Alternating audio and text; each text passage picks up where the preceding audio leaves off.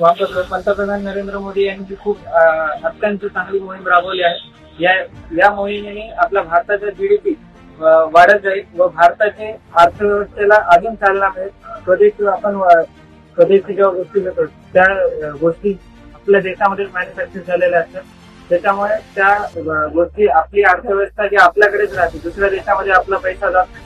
त्यामुळे आपले जे लघु उद्योग व जे मोठे उत्पादक आहेत स्वदेशी त्यांना पूर्णपणे प्रोत्साहन देते। स्वदेशी वापर हा आसामध्ये खूप कमी झाला होता, परंतु पंतप्रधान नरेंद्र मोदी यांच्या मार्गदर्शनामुळे व यांनी मोहीम राबवल्यामुळे परत स्वदेशी वस्तूंकडे भारत वळायला लागलेला आहे व जागतिक समस्यांना तोंड देण्यासाठी अर्थव्यवस्था ही मजबूत करण्यासाठी भारतातला पैसा हा भारतामध्येच राहावा यासाठी स्वदेशी गोष्टी सर्व वापरणे ही खूप या काळाची गरज आहे।